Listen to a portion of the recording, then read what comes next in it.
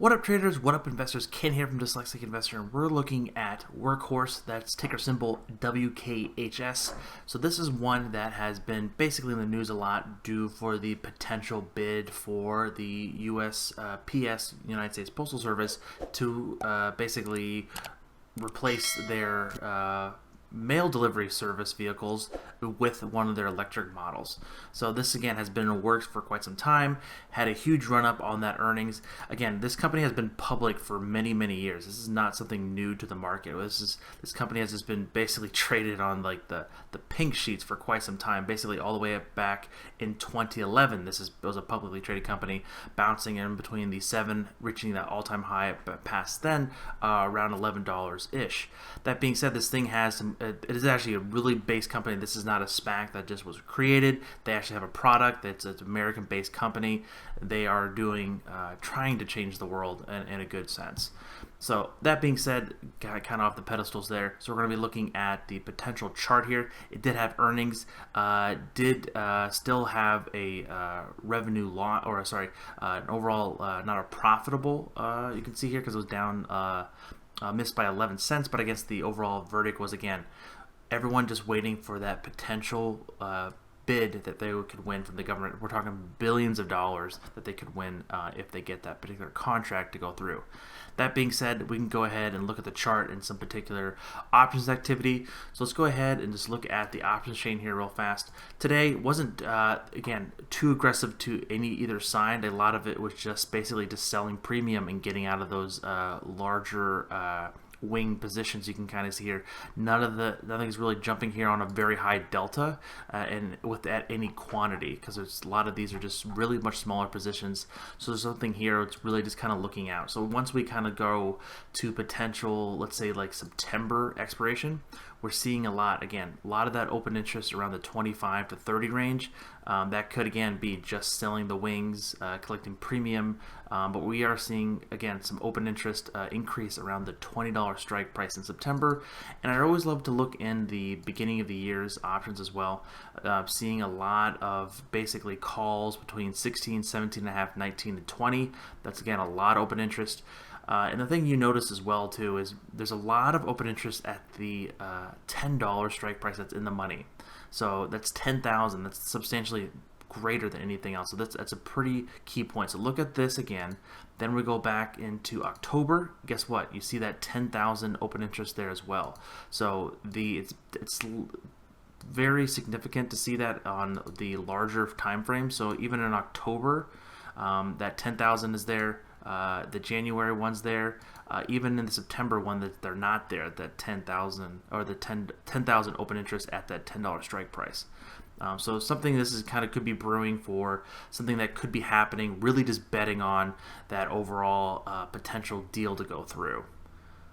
So let's go ahead and just jump to the chart here real fast. We're going to be looking here at the daily chart.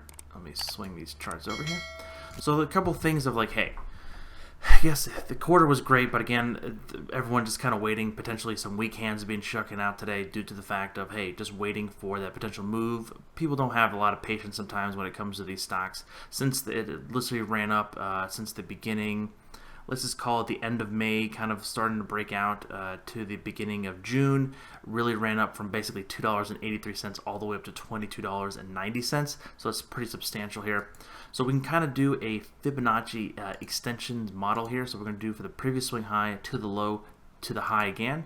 And bada bing, what do we hit? We hit the 50% retracement, plus or minus a couple pennies here to the tick here, to the downside here at 14.91. It's getting between 14.91 down to the 34, and where the parabolic SAR line up is basically $14 and like 30 cents. Let's call it like 14.30 to 14.50. Really strong support. If this squeeze wants to fire lower, we need to really break through that level with a lot of aggression and potentially look out below to potentially the 12.18 level, and then from the 12.18 level we're looking for like $10. That being said, this has been in a very tight consolidation pattern. Sometimes we like to call it building a base, and that kind of metric like that. So from here, from the swing high to the swing low, we've seen the Fibonacci retracements again from that all-time high just a couple weeks ago, we came down pretty aggressively due to probably selling, that FOMO trade wearing off. Again, if you're not familiar with the FOMO trade, you kind of see the middle finger pattern here. You see the first knuckle, the middle finger, and the fourth knuckle here, basically giving the finger saying, you know what, this is going to the moon, and whoever is going to be, it's going to be very difficult to kind of catch where the top's going to land, but once it does, it's going to come an elevator down, and you can see that large movement basically dropping in one day from about $21 all the way down to around $17. Pretty substantial move there, and then continue to consolidate here in a very tight pattern. With the squeeze and RSI and volume zone oscillator, both of these are really going to be waiting for that move. If we start seeing the 5 and 8 exponential moving average to cross to the 21, that's where we could see those downward momentums to basically the limits that we talked about. To the upside, we want to hold this 21 EMA. We did close below it, which is never the greatest sign, but between if you're longer term at this chart, looking at this for more of an investment than rather than a quick trade or day trade, which really falls into my category, my wheelhouse, the 21 and 34 could be a potential buying zone. Since earnings just came out, we want to kind of let that news feed go through the waves and just hit everyone's kind of desk and everyone's kind of brain of like, hey, boom, this is what happened. How are you going to react to it?